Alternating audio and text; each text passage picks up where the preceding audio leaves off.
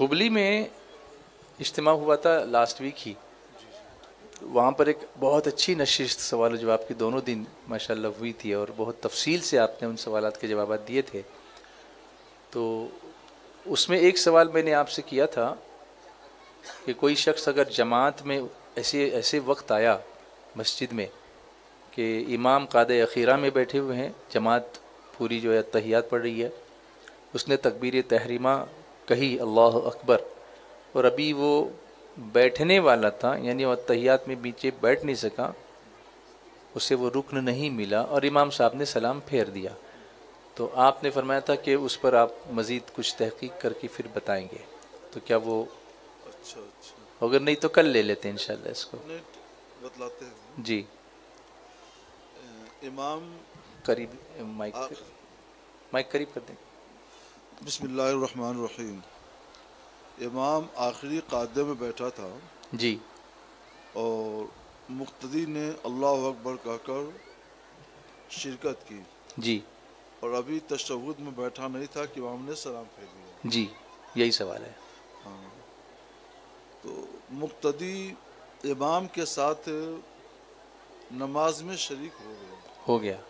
ہاں امام کے ساتھ نماز میں شریک ہو گیا، تشہد اس کو نہیں ملا جی لیکن نماز کے تحریمہ میں اس کی شرکت ہو گئی، اس لیے وہ مقتدی ہو گیا، اور اسے چاہیے کہ تشہد پڑھ لے اور تشہد پڑھنے کے بعد آگے کی رکعتیں مکمل کرے. ہاں مجھے یہی جاننا تھا کہ کیا وہ تشہد پڑھے گا یا پھر کھڑے کھڑے ہی اپنی نماز شروع نہیں، بیٹھ بیٹھ کر تشہد پڑھے ہوئے پڑھے گا. اچھا بیٹھنا چاہ رہا تھا ہاں تو بیٹھے تشہد پڑھے اور اس کے بعد وہ اپنی بقیہ رکعتیں پوری کرے. تو اس تشہد پڑھے جو آپ فرما رہے ہیں، تو اس میں کوئی ایسی کنڈیشن ہے کہ کہاں تک وہ پہنچا تھا، بیٹھنے کی پوزیشن تک چلا گیا تھا تب بیٹھے، یا کھڑا تھا تب بھی بیٹھ جائے؟ نہیں، جب وہ بیٹھ رہا ہو لیکن ابھی بیٹھا نہیں تھا کہ امام نے سلام پھیر دیا، جی تو اس صورت میں یہ ہے. جی اور اگر کھڑا تھا اور سلام پھیر دیا تو اس صورت میں نہیں ہونا چاہیے. مجھے یاد نہیں رہ گیا تھا کہ میں اس کو ایک مرتبہ دیکھ لوں، تو میں انشاءاللہ اس کو دیکھ کر کے کل کی نشست میں مکمل کر دوں گا. کل کی نشست میں انشاءاللہ. جی یہ بات ہوئی تھی، میرے ذہن سے بات نکل گئی تھی. اچھا جی لیکن وہ مقتدی ہو گیا. مقتدی ہو گیا. اچھا. سنت نماز میں جہری قرأت کر سکتے ہیں؟ سنت نماز میں ہاں زور سے پڑھ سکتے ہیں تلاوت؟ نہیں. سنت نماز میں پست آواز سے قرأت ہے تو وہ پست آواز سے ہی قرأت کرے، بلند آواز سے نہیں. اور اگر کر لیا تو اگر تھوڑی بہت قرأت ہو گئی تو اس سے کوئی بات نہیں ہے، جی، اور زیادہ نہیں ہونا چاہیے. تو اس کی کوئی وجہ ہے نہ کرے بلند آواز سے؟ کبھی کبھی اچھا لگتا ہے، اکیلا پڑھ رہا ہے تو تلاوت کرے، اچھا لگتا ہے نماز میں. حضور صلی اللہ تعالی علیہ وسلم، صحابہ کرام اور بعد کی امت کا عمل اسی طور پہ رہا ہے کہ سنتوں میں سری قرأت کرتے رہے ہیں. اچھا. اور سرکار نے فرمایا تھا صلو کما رأیتمونی اصلی، تم مجھ کو جیسا نماز پڑھتے ہوئے دیکھتے ہو ویسے ہی نماز پڑھو. تو جہاں سرکار علیہ الصلوۃ والسلام نے پست آواز سے قرأت کی، سری قرأت کی، وہاں پست آواز سے قرأت کریں گے. اور جہاں سرکار علیہ الصلوۃ والسلام نے بلند آواز سے قرأت کی جہر سے، وہاں بلند آواز سے قرأت کریں گے. تو تراویح کی نماز تو سنت ہے، تو اس میں تو قرأت ہوتی ہے بلند. ہاں، سرکار جیسا ثابت ہے ویسا کریں گے. ویسا کریں گے. اچھا. حضور صلی اللہ تعالی وسلم نے تراویح کی نماز جماعت سے پڑھائی، قرأت بلند آواز سے کی، تو سرکار سے جیسا سنا گیا ویسا ہم کرتے ہیں، اسی طرح سے کریں. اچھا، خواتین جو نماز پڑھتی ہیں، اب آج خواتین کا اجتماع ہے، تو فجر میں مردوں کے لیے جہری نماز ہے، زور سے پڑھی جاتی ہے، تلاوت کی جاتی ہے، اسے عشاء اور مغرب میں بھی، لیکن ظہر عصر میں نہیں. عورتوں کے لیے اس معاملے میں کیا حکم ہے؟ عورتوں کی جماعت نہیں ہے. ہاں، عورتوں کی جماعت نہیں ہے، تو اگر عورت چاہے تو پست آواز سے پڑھے یا بلند آواز سے پڑھے جی فرض نماز کو. جی سرکار صلی اللہ علیہ وسلم نے بلند آواز سے نماز پڑھی ہے، تو وہ قدر آہستہ بلند آواز سے پڑھ سکتی ہے. آواز بس اتنی ہی بلند ہو کہ وہ خود سنیں, اس کے آس پاس جو گھر کے لوگ ہیں وہ سن سکیں, اس سے زیادہ نہیں. تو یہ جہری نمازوں کے لیے, ہاں جہری نماز جو فجر ہے, مغرب اور عشاء ہے, اور جو ظہر اثر اس میں پست آواز ہی رہے. وہ تو پست آواز سے رہے. جی, مطلب جس طرح مردوں کا ہے جیسے سرکار علیہ الصلوۃ والسلام سے سنا گیا ویسے ہی کریں, ویسے ہی کرے. عورتوں کے لیے بھی اسی ہاں طرح سے سب کے لیے ہوئی. اچھا, یہ فرمان سب کے لیے تھا, مردوں کے لیے بھی تھا اور عورتوں کے لیے بھی تھا جی کہ تم ویسے ہی نماز پڑھو جیسے کہ مجھ کو پڑھتے ہوئے دیکھتے ہو. جی جی. کل مالیگاؤں کے اجتماع میں جو ٹیلرنگ کے سوالات آئے تھے تو اس میں اس میں ایک سوال رہ گیا تھا, تو آج میں اس لیے پوچھ لوں کہ لوگ دیکھتے ہیں آن لائن تو ان کا جواب ان کو پہنچ جائے گا. پوچھا یہ تھا کہ کپڑے میں آئینے کے ٹکڑے لگے ہوتے ہیں. اچھا. ہاں, وہ ڈیکوریشن کے لیے چھوٹے چھوٹے چھوٹے ٹکڑے لگاتے ہیں اور اس پر روشنی پڑے تو وہ چمکتا بھی ہے آئینہ, وہ ریفلیکٹ کرتا ہے, منعکس کرتا ہے. تو اس طرح کے آئینے کے پیسز لگا ہوا کپڑا پہننا یا سلنا یہ کیسا ہے؟ یہ مرد پہنتے ہیں کہ عورتیں؟ یہ دونوں پہنتے ہیں. یہ خالص تزین ہے. اچھا, صرف زینت ہے. جی. تو خالص تزین کے لیے جو چیز پہنی جائے وہ زینت ہوتی ہے اور اس کا حکم زیور کا حکم ہوتا ہے. اچھا. مردوں کے لیے زیور جائز نہیں ہے, اس لیے ان کے لیے یہ تزین ممنوع ہونا چاہیے. جی. عورتوں کے لیے زیور جائز ہے, تو اگر اس طرح سے وہ آراستہ ہوتی ہیں, تزین کرتی ہیں اور گھر کے اندر رہ کر کے باہر نہیں, ہاں, اجنبی مردوں کے سامنے نہیں جاتی ہے, جی تو اس قدر تزین کی اجازت ان کو ہوگی. جی. کہ گھر میں رہ کرو, اس سے زیادہ نہیں. جی. عورتیں جو پردہ کرتی ہیں, برقع اور حجاب, تو کیا ان کو چہرہ بھی چھپانا فرض ہے یا وہ کھلا رکھ سکتی ہے؟ اصل میں چہرہ چھپانا شرعاً فرض نہیں ہے. جی.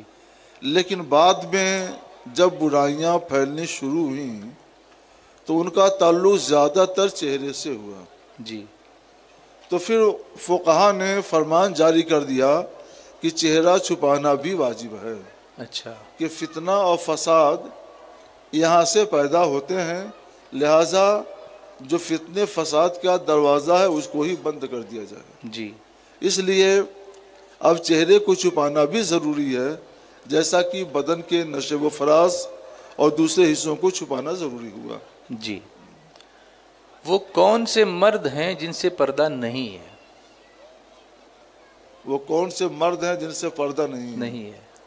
یہ وہ مرد ہیں جن سے نکاح ہمیشہ ہمیشہ کے لیے حرام ہے اور کبھی بھی ان کے ساتھ نکاح حلال نہیں ہے. ان کو محارم کہا جاتا ہے, محرم کی جمع. جی. جیسے باپ, اس سے نکاح ہمیشہ کے لیے حرام ہے, کبھی بھی حلال نہیں.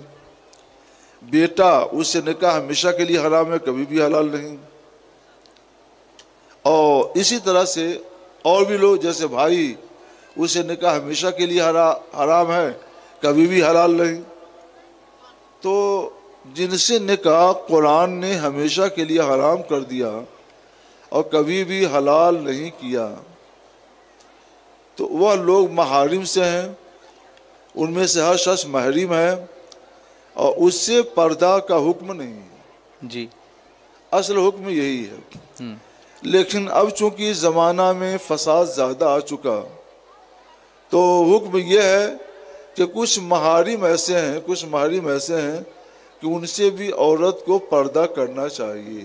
جیسے سسر. اچھا. ہاں, جیسے عورت کیا, سسر جو ہے وہ محارم سے ہے, جی, لیکن یہ محرم ہونے میں تھوڑا سا دور کا ہے. جی. تو کبھی کبھی ایسے لوگوں سے بھی شکایتیں ہم لوگوں تک پہنچتی ہیں. اچھا. لہذا منع کر دیا گیا کہ بے تحاشا اس کے سامنے رہا ہے وہ یہی ہے کہ نکاح ہوا اور رخصتی ہوا. جی. لیکن جہاں تک جواز کی بات ہے, جی, تو ایسا ہو سکتا ہے. جی. اچھا, ایک صاحب پوچھتے ہیں کہ یہاں پر لوگوں میں یہ بات مشہور ہے کہ شوہر کے رہتے مہر ادا نہیں کرنا, مرنے کے بعد میت کے سامنے عورت آ کے مہر معاف کر دیتی ہے، اور لوگ اس سے کہتے بھی ہیں کہ دیکھو میت اٹھ رہی ہے، جنازہ اٹھ رہا ہے، اب تم مہر معاف کر دے. تو ایک طرح کی ایک رسم ہی ہے یہ رسم غلط ہے. جی. مہر عورت کا حق ہے، شوہر پر واجب ہے کہ عورت کا مہر اس کو ادا کرے، جی. اور زیادہ دیر نہیں کرنا چاہیے، جلد سے جلد ادا کر دینا چاہیے. ایک تو مہر یوں ہی تھوڑا مقرر کرتے ہیں اور اس کو بھی لٹکائے رہتے ہیں، اور اس پر بھی کوشش یہ ہوتی ہے کہ شوہر عورت اس کو معاف کر دے. جی. یہ چیز اچھی نہیں ہے. شوہر کو اللہ تعالیٰ نے حاکم بنایا ہے. جی. الرجال قوامون علی النساء. جی. مرد حاکم ہیں عورتوں پر. تو یہ حاکم کی شان نہیں ہے کہ اس کے ذمے اللہ نے تھوڑا سا مہر رکھا ہو تو اس مہر کے لیے بھی اپنے محکوم کے آگے ہاتھ پھیلائے کہ معاف کر دوں، اور وہ دبا کے رکھے اس کو، اور اس کو ادا بھی نہ کرے. ادا نہ کرے. یہ عورت کا حق ہے، جی. حق مالی ہے. جی. شوہر پر فرض ہے کہ اس کا حق مالی ادا کرے. اگر وہ نہیں ادا کر سکا تو اس کے وارثوں پر فرض ہے کہ شوہر کے چھوڑے ہوئے مال میں سے عورت کو اس کے حق مالی مہر ادا کرے. جی. اور معاف کرانے کا چکر نہ پالا جائے، اس کے لیے کوشش نہ کی جائے. عورت کی مرضی اپنی خوشی سے معاف کر دے تو الگ چیز ہے، لیکن کسی رسم و رواج کا دباؤ نہیں ہونا چاہیے، نہ کسی کی بات کا دباؤ ہونا چاہیے. جی. اور اصل حکم یہ ہے کہ اس کو ادا کیا جائے، عورت کو اس کے حق مالی ادا دے دیا جائے. جی. تو وہ مہر جو عورت کو ملے گا تو اس کی زکوٰۃ دینی ہوگی اس کو؟ عورت کو جو مال کی رقم ملے گی، تو اگر وہ مال کی رقم اتنی زیادہ ہے کہ اس کی وجہ سے وہ مال کی نصاب ہوتی ہے، جی، تو اور اس سے پہلے وہ مال کی نصاب نہیں تھی، جی، تو اب حولان حول یعنی 1 سال گزر جائے جی، تو اس پر زکوٰۃ فرض ہوگی. جی. اور اگر پہلے سے یہ مال کی نصاب رہی ہے، جی، اور اسی میں یہ بھی مل گیا، تو جس وقت اس کے مل کے نصاب کا سال پورا ہوگا، جی، اسی وقت مہر کا بھی سال پورا ہو جائے گا، اور اسی وقت اس کی بھی زکوٰۃ اس کو دینا فرض دینی ہوگی. اچھا اچھا. جس دن نکاح ہوا اسی دن ولیمہ ہو سکتا ہے؟ جس دن نکاح ہوا، شوہر بیوی کی ملاقات ہو گئی، جی، تو اس کے بعد اگر ولیمہ کرنا چاہیں تو کر سکتے ہیں. مگر ولیمہ شوہر کو کرنا ہوتا ہے. اسے اللہ تعالیٰ نے بیوی کی نعمت عطا فرمائی اور زوجیت کے شرف سے مشرف کیا، اس خوشی میں وہ ولیمہ کرے. عہد اسلامی میں جو طریقہ رائج تھا وہ یہ تھا، خود سرکار صلی اللہ علیہ وسلم سے جو معلوم ہے معروف ہے وہ یہی ہے کہ رات میں ملاقات ہوتی تھی اور صبح میں ولیمہ کی محفل منعقد ہوتی تھی، اور جو کچھ بھی ہوتا تھا سرکار پکوا دیتے تھے، صحابہ آتے اور وہ ان کو کھلا دیا جاتا تھا. جی. لیکن ملاقات کے بعد جی، تو رات ہی کوئی قید ضروری نہیں ہے، دن میں ملاقات ہو گئی اور اس کے بعد رات میں کوئی کھانا کھلانا چاہے تو کھلا سکتا ہے، اور اس کا شمار ولیمہ سے ہونا چاہیے. تو حضرت ملاقات سے مراد کیا صرف تنہائی میں مل لینا یا پھر واقعی تعلقات جو زوجین تنہائی کے مکان میں جی، میاں بیوی کا اس طور پر ملنا جی، کہ اگر دونوں مباشرت کرنا چاہیں تو کر سکیں، کوئی چیز مانے نہ ہو. ہاں. اب وہ کیا کرتے ہیں اس سے ہمیں بحث نہیں ہے. جی، جی. مناسب رشتہ نہ ملتا ہو تو اس کے لیے کیا وظیفہ کرنا چاہیے؟ ایک تو اللہ کا شکر کرتے رہیں، صبر کرتے رہیں اور رشتے کی تلاش میں رہیں. آدمی جس معیار کا رشتہ چاہتا ہے، کبھی کبھی وہ معیار بہت اونچا ہوتا ہے، تو اس معیار کا رشتہ نہ ملنے میں کبھی کبھی رشتہ تلاش کرنے والے کی بھی اپنی کمی ہوتی ہے. کسی نے اپنا معیار اتنا اونچا کیوں کیا کہ اس کے معیار کا رشتہ نہ ملے، سب کو ریجیکٹ ہی کر رہا ہے، سب کو ریجیکٹ ہی کرتا جائے. جی. تو یہ نہیں ہونا چاہیے، کمپرومائز کہیں نہ کہیں جی ہاں. عقد نکاح ہے، جی، تب اس کے لیے حدیث شریف میں سرکار صلی اللہ علیہ وسلم نے جمال یا کھال کی قید نہیں لگائی ہے، جی، کہ کھال بہت اچھی ہو اور بہت گوری ہو، خوبصورت ہو تب نکاح کرو، نہیں. سرکار علیہ الصلوۃ والسلام نے یہ بتایا کہ نکاح کیا جاتا ہے 4 باتوں کی وجہ سے. لوگ حسن و جمال دیکھتے ہیں، مال دیکھتے ہیں، خاندانی شرافت دیکھتے ہیں، دینداری دیکھتے ہیں. سرکار فرماتے ہیں فاظفر بذات دین، تو تم دیندار عورت کو اپناؤ. سبحان اللہ. یعنی اگر عورت صاحب حسن و جمال نہ ہو، عورت کوئی اونچے خاندان کی نہ ہو، عورت بڑی مالدار نہ ہو، لیکن ہے وہ دیندار، تب وہ جو چیزیں ہیں ان چیزوں طرف نظر نہ کرو، دینداری کو ترجیح دو اور اس عورت سے نکاح کر لو. جی. تو سرکار علیہ الصلوۃ والسلام نے نکاح کے میں انتخاب کا جو معیار بنایا ہے، اگر وہ معیار ہم دیکھیں تو پھر انشاءاللہ رشتہ ملنے میں کوئی دقت پیدا نہیں ہوگی. جی. کیا حیض کی حالت میں فاتحہ کا کچھ بنانا یا اس میں شریک ہونا جائز ہے؟ حیض کی حالت میں عورت صاف ستھرا ہو لے، ہاتھ منہ قادش دھو لے اور فاتحہ کا کھانا پکا لے اور اس کا فاتحہ کرا دے، ایصال ثواب کرا دے، تو یہ سب جائز و درست ہے. نہ کسی سے کرائے یا کسی سے کرا دے. جی. کسی سے کرانے کی بات اس لیے ہو رہی ہے کہ فاتحہ میں قرآن پاک کی آیت تلاوت کی جاتی ہے. جی. حالت حیض میں عورت قرآن پاک کی تلاوت نہیں کر سکتی، نہیں کر اس کو منع ہے کہ قرآن پاک تلاوت کرے. جی. اس لیے دوسروں سے وہ ایصال ثواب کرا دے.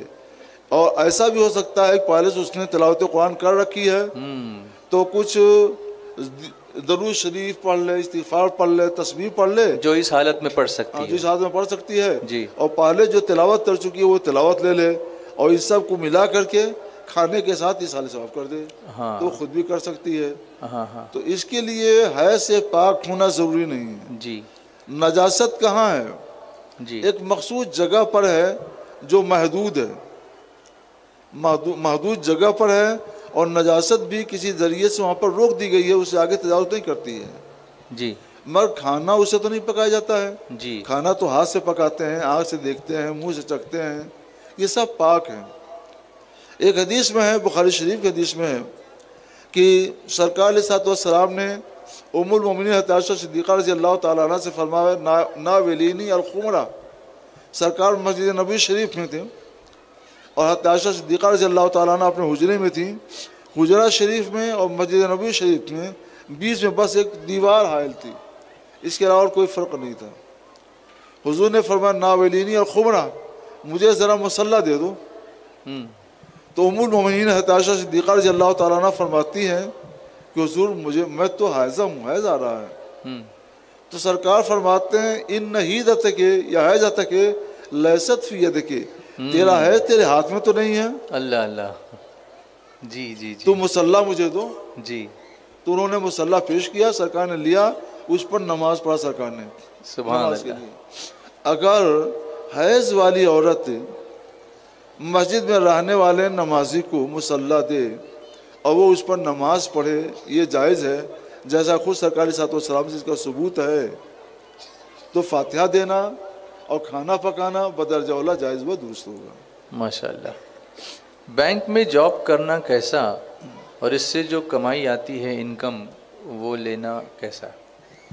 بینک کی ملازمت جائز ہے، جو انکم ملے، کمائی ملے، جو کمائی میں آئے، تنخواہ ملے، وہ تنخواہ بھی حلال اور جائز ہے، اس میں کوئی حرج نہیں ہے. اس کی اپنی نیت یہ رہے کہ ہم کام کرتے ہیں اور ہم کو کام پر مزدوری مل رہی ہے، تو اس قدر میں کوئی حرج نہیں ہے، یہ جائز و درست ہے. عذر کی حالت میں، انٹرسٹنگ سوال ہے، عذر کی حالت میں عورتیں غوث پاک کا نام لے سکتی ہیں؟ ہاں، غوث پاک کا نام لے سکتی ہیں، اپنے رسول پاک کا نام لے سکتی ہیں، سبحان اللہ، اللہ عز و جل کا نام لے سکتی ہیں. جی. سبحان اللہ، سبحان اللہ، الحمدللہ، الحمدللہ، اللہ اکبر، اللہ اکبر، تسبیح فاطمی پڑھ سکتی ہیں. صرف قرآن پاک کی تلاوت نہیں کریں گی، نماز نہیں پڑھیں گی، تلاوت نہیں کریں گی، جی. باقی تمام اوراد و اذکار ان کے لیے جائز و درست ہے. سبحان اللہ. نفل روزے میں اگر فرض روزے کی نیت کر لی جائے تو کیا دونوں کا روزہ ادا ہو جائے گا؟ دونوں روزے ادا ہو جائیں گے؟ نفل روزے میں فرض کی نیت کر لی جائے اگر رات ہی میں فرض کی نیت کر لی، وقت تو نفل کا ہے، جی نیت کر لی فرض قضا روزے کی، تو پھر وہ روزہ فرض کی قضا ہوگا اور یہ درست ہے۔ جی لیکن اگر نفل کی نیت کر چکا ہے تب وہ نفل کے لیے متعین ہے، اب وہ فرض کی نیت نہیں کرنا چاہیے، چینج نہیں کر سکتے۔ دوپہر میں ایسا سوچا کہ نہیں رات کو تو نفل کی نیت تھی لیکن اب اس کو کنورٹ کر دیتے ہیں فرض میں، تو نہیں ہو سکتا۔ پوچھتے ہیں کہ جو بچے استاد کی تعظیم نہیں کرتے ان کے لیے کوئی ایسا حکم ہے؟ ہاں نہیں، حکم تو ہے۔ استاذ یہ ماں باپ کے درجے میں ہیں، جیسے باپ کی تعظیم ضروری ویسے ہی استاذ کی تعظیم ضروری۔ علم جو حاصل ہوتا ہے وہ تعظیم سے حاصل ہوتا ہے، صرف محنت سے نہیں۔ بہت سے لوگ محنت تو کرتے ہیں، ذہین تو ہوتے ہیں، وہ استاذ کا ادب نہیں کرتے تو ان کا علم محدود ہوتا ہے اور بے فیض ہوتا ہے۔ اگر چاہتے ہو کہ تم کو علم بھی ملے اور علم کا فیضان جاری ہو، دنیا کو اس کا فیض ملتا رہے، تو اس کے لیے استاذ کا فیض، استاذ کا ادب، استاذ کی کرام، استاذ کا احترام یہ ضروری ہے۔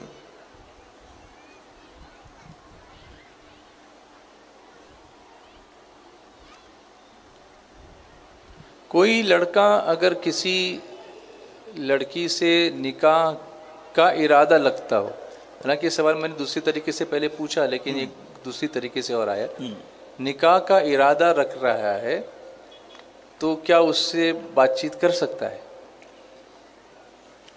صرف ارادہ کوئی چیز نہیں ہے، دل میں ارادہ کر لیا، نیت کی لے کے نکاح کریں گے تو بات چیت نہیں۔ ہاں اتنا ہو سکتا ہے کہ اگر اس کو وہ لڑکی پسند ہے اور وہ چاہتا ہے کہ ذرا بات چیت تھوڑی سی کر لے تاکہ معلوم ہو کہ اخلاقی کیسی ہے، آواز میں شیرینی ہے یا بھدا پن ہے یا سختی ہے، تو اتنی جانکاری کے لیے ایک آدھ منٹ کی گفتگو وہ کر سکتا ہے، جی بس اتنا اس سے زیادہ نہیں۔ عمرہ کو جانے کے لیے جی چاہتا ہے، بہت چاہت ہے، مگر کوئی محرم نہیں ہے، تو کیا بغیر محرم کے میں عمرے کے لیے جا سکتی ہوں؟ نہیں، کوئی محرم نہیں ہے تو بغیر محرم کے اور بغیر شوہر کے عورت نہ عمرہ کر سکتی ہے نہ حج کر سکتی ہے، نہ حج نفل کر سکتی ہے نہ حج فرض کر سکتی ہے۔ اگرچہ اس پہ فرض ہو تب بھی؟ ہاں فرض ہو تب بھی فرض ہونے کے ساتھ ساتھ یہ ضروری ہوتا ہے کہ اس کے لیے شوہر فراہم ہو یا کوئی محرم فراہم ہو جو اس کو لے کر جائے۔ جی اگر یہ موجود نہیں ہے، نہیں فراہم ہے، تو حج تو فرض ہے لیکن حج کی ادائیگی نہیں فرض ہے۔ اچھا، حج تو فرض ہے مگر حج کی ادائیگی نہیں فرض ہے۔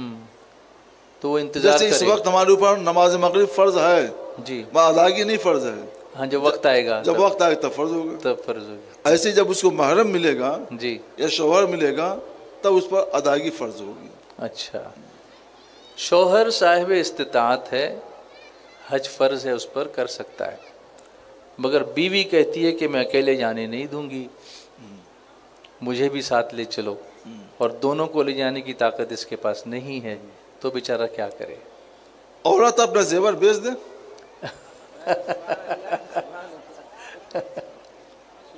تو اس سے کیا ہے کہ اگر زکوٰۃ نہیں دیتی ہوگی تو اس کے لیے کوئی دقت بھی نہیں ہوگی، ہاں، اور حج بھی کر لے گی، شوہر کا ساتھ بھی رہے گا اور کوئی دقت بھی نہیں ہوگی۔ تو اس طرح سامان فراہم کر دے، اور اگر ایسا نہیں کر سکتی تو شوہر کو جانے دے، شوہر کو جانے دے۔ کیا بچے کا نام دن اور تاریخ کی مناسبت سے حروف نکال کر رکھنا ضروری ہے؟ کبھی کبھی کہیں جاتے ہیں لوگ تو وہ بتاتے ہیں کہ بھئی الف سے رکھیے، با سے رکھیے، جیم سے رکھیے، وہ ڈیٹ دیکھتے ہیں، وقت دیکھتے ہیں اور وہ حروف نکالتے ہیں، تو کیا ایسا کوئی فن ہے جس سے یہ دیکھا جاتا ہے؟ ہاں، تاریخ گوئی کا ایک فن ہے، جی، یہ فن اعلیٰ حضرت علیہ الرحمہ کو خوب آتا تھا، تو وہ ماہر تھے، سبحان اللہ، وہ فوراً تاریخی نام نکال دیتے تھے۔ تو تاریخی نام نکالنا، بتانا یہ درست ہے، اس میں کوئی حرج نہیں ہے، جی، لیکن یہ ضروری نہیں ہے عام طور سے لوگوں کے نام تاریخی نہیں ہوتے ہیں. اچھا نام ہونا چاہیے، چاہے تاریخی ہو چاہے نہ ہو. اگر اچھا نام بھی ہو ساتھ ہی تاریخی بھی ہو تو یہ بہت اچھا ہے ماشاءاللہ. ہاں، میں جو سوال پوچھ رہا ہوں وہ تاریخی نام کا نہیں ہے. جس تاریخ کو پیدا ہوا اس تاریخ کی مناسبت سے ایک حرف دے دیتے ہیں وہ، اچھا. الف جیم را، تو اس سے ہی نام رکھنا ہے. پھر را دیا تو رضوان رکھیں گے، یا اچھا. دوسرا نام رکھیں گے. میم دیا تو محمد رکھیں گے. تو وہ حروف دیتے ہیں کہ بھئی یہ 2-3 حروف ہیں، اسی سے نام رکھیے. اچھا، یہ ایسا کیوں؟ ایسا ہے لوگوں میں، ایسا ہوتا ہے. ہاں. ہوتا ہے نا ایسا؟ جی نہیں، ایسے ہی کوئی پابندی شریعت نے نہیں لگائی ہے جی کہ اس طرح سے کیا جائے، اور اگر اس کو کوئی ضروری سمجھتا ہے تو وہ غلط سمجھتا ہے. بس یہ ایک تاریخی نام رکھ سکتے ہیں، اور شریعت کا جو مطلوب ہے، شریعت جو چاہتی ہے وہ یہ ہے کہ نام اچھا ہونا چاہیے.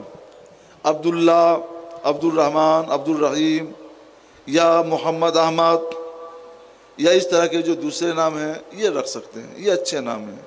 تاریخ بھی نکل جائے تو بہت اچھا ہے، ورنہ اس کا التزام کوئی ضروری نہیں ہے. ہاں، آپ جو فرما رہے ہیں وہ نام سے تاریخ نکلنے والا ہاں، نام بتا جی رہے ہیں. ہاں، ہاں، تو تاریخی اس نام سے ہے. سن پیدائش معلوم ہو جاتا ہے. جیسے اعلیٰ حضرت کا المختار ہے. المختار، جی ہاں. ہاں جی جی. یہاں ایک رسم ہے پیر چھونے کی، نیچے جھک کے سے، جس کو پیر پڑنا بولتے ہیں. ہاں. تو ماں ہے تو اس کے پیر پڑتے ہیں، ابا آئے تو پیر پڑتے ہیں، کوئی بزرگ آئے تو ان کے پیر پڑتے ہیں. تو اس طریقے سے کرنا، اس میں کوئی شرعی قباحت تو نہیں ہے؟ یہ ادب و احترام کے اظہار کا ایک طریقہ ہے. تو ماں کے قدم چومنا جائز ہے، باپ کے قدم چومنا جائز ہے، اور علماء و صالحین کے قدم بھی کوئی چومنا چاہے تو چوم سکتا ہے. یہ تقبیل کہلاتا ہے، اور اس قدر میں کوئی حرج نہیں ہے، یہ جائز ہے. ایک عورت 70 سال کی ہے، عمرہ کرنے کی خواہش مند ہے، مگر اس کا بیٹا پیر سے معذور ہے. تو جو اس بیٹے کا دوست ہے وہ اس عورت کو روحانی بیٹے کی طرح عمرے پر لے جانا چاہتا ہے، تو کیا وہ 70 سالہ خاتون عمرے پر جا سکتی ہے؟ اور کس کو لے جانا چاہتا ہے؟ عورت 70 سال کی ہے، اس کا بیٹا ہے لیکن وہ پیروں سے معذور ہے، جا نہیں سکتا. تو اس بیٹے کا ایک دوست ہے، وہ کہتا ہے میں تیری ماں کا روحانی بیٹا ہوں تو میں لے جاؤں گا. عمر 70 سال ہے عورت کی، تو کیا وہ جا سکتی ہے اس کے ساتھ؟ نہیں، یہاں روحانی بیٹا نہیں کام دے گا. اچھا. نہیں، اس کے ساتھ وہ حج کو یا عمرے کو نہیں جا سکتی ہے.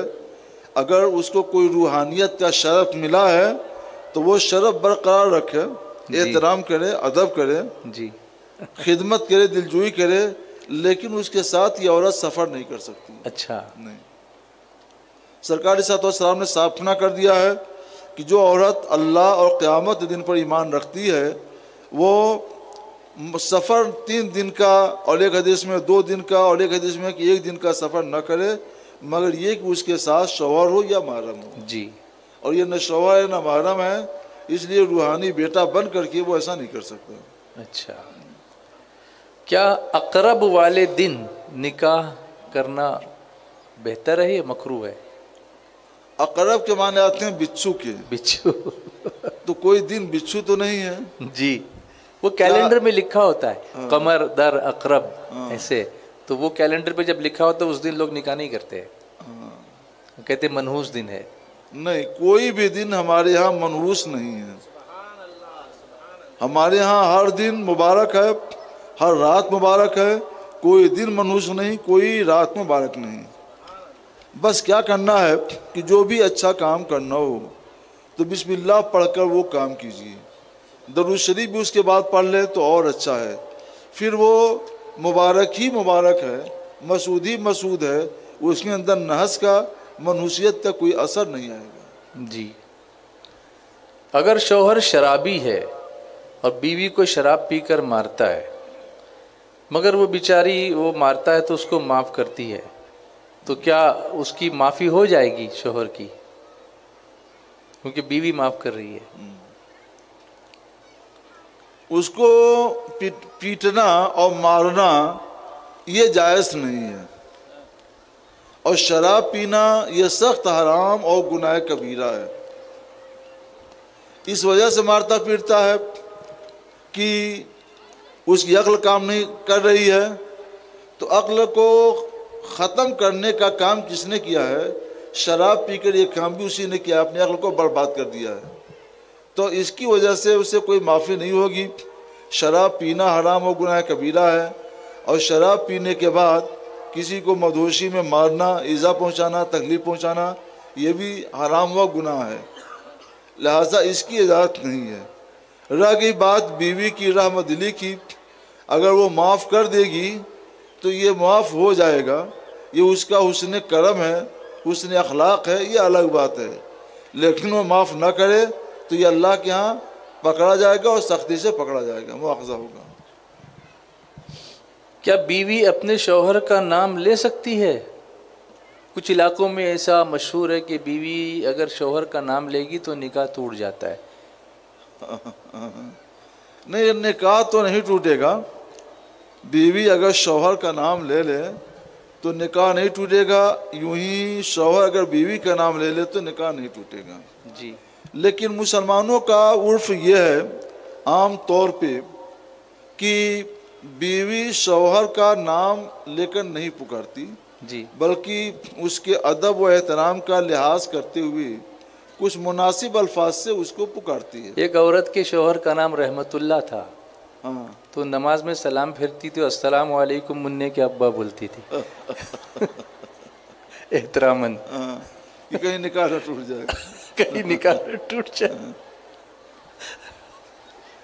نہیں، اس کی ضرورت نہیں ہے، وہ السلام علیکم ورحمۃ اللہ پڑھ کر ہی جی، سلام پھیرے اور نماز کو مکمل کرے۔ شوہر کا نام لینے سے نکاح نہیں ٹوٹتا، اور سلام پھیرنے میں رحمت اللہ آئے تو یہ شوہر کا نام بھی نہیں ہے، وہاں تو لغوی معنی مراد ہے، جی، عربی لغت میں اس کا جو مفہوم مراد ہے، شوہر کا نام مراد نہیں ہے۔ تو یوں کہا جا اجی سنتے ہو، اس طرح آپس میں کوئی نام متعین کر لیں۔ اچھا، ہاں، کوئی نام متعین کر لیں، مثلا وہ کوئی عالم ہے تو حضرت کر لیں، حضرت کہہ دیں، کہ ہم آپ کو حضرت کہہ کر پکارا کریں گے، حضور کہہ کر پکارا کریں گے، محترم کہہ کر پکارا کریں گے، قبلہ کہہ کر پکارا کریں گے، عزت والی ہاں، کے الفاظ عالی جا ہیں۔ کہہ کر پکاریں گے، واہ، تو عالی جا ہے اور محترم ہے، اور اس طرح کے جو دوسرے الفاظ ہیں، حضرت ہے، حضور ہے، قبلہ ہے، تو اس طرح کے الفاظ کہا کر کے وہ پکارا کریں۔ آپس میں متعین کر لیں کہ ہم آپ کو ان الفاظ سے پکاریں گے، اور جب یہ الفاظ آپ کے کانوں میں جائیں تو آپ سمجھ لیں کہ آپ کی بیوی آپ کو بلا رہی ہے، تو یہ درست ہے۔ حضور صلی اللہ علیہ وسلم ام المومنین عائشہ صدیقہ کو حمیرہ کہہ کے پکارا کرتے تھے۔ سرکار صلی اللہ علیہ وسلم نے اصل میں عرف جو ہے بدلا کرتا ہے، جی، عرف بدلتا رہتا ہے۔ جی، عہد رسالت میں عرف کچھ اس طرح کا تھا جی، کہ ایک دوسرے کو نام سے پکارتے تھے، جی، تو لیکن آج کل عرف وہ بدل چکا ہے۔ جی، جب عرف بدل جائے تو وہ جو عرف چاہتا ہو، جو عرف کا تقاضا ہو، اس کے مطابق عمل کرنا چاہیے۔ عرف کیا معنی کیا ہوتے ہیں؟ عرف کا مطلب عام طور پہ لوگوں کی جو عادت بن جائے جی، تو اس عادت کو اپنانا چاہیے۔ تو ہر علاقے کا عرف الگ ہو سکتا ہے؟ الگ ہو سکتا ہے، ہاں، ہاں، ہاں، لیکن عرف عام اس میں یہی ہے کہ عورتیں شوہر کا نام لے کر نہیں پکارتی، اس کو معیوب سمجھا جاتا ہے۔ جی، ایک چیز مجھے یاد آئی کہ ہم یہاں کسی کے گھر میں چپل پہن کے اندر چلے جائیں تو لوگ برا مانتے ہیں۔ ہاں ہاں ساؤتھ افریقہ میں دیکھا کہ اگر چپل نکال کے آپ اندر گئے تو برا مانتے ہیں۔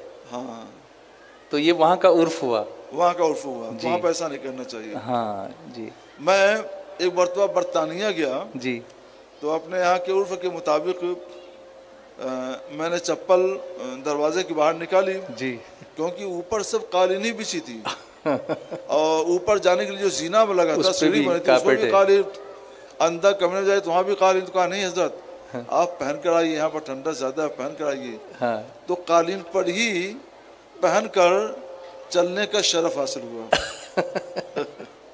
جی، جی حضرت، بہت انٹرسٹنگ سوال جواب رہے، اور عصر کا وقت بھی ہے، اور پھر اختتام کی طرف اس کے لیے رسول اللہ صلی اللہ علیہ وسلم کی حدیث ہے ما رآہ المسلمون حسنا فهو عند اللہ حسن، مسلمان جو کام جو بات اچھا سمجھیں وہ اللہ کے نزدیک بھی اچھی ہے، اچھا ہے جی.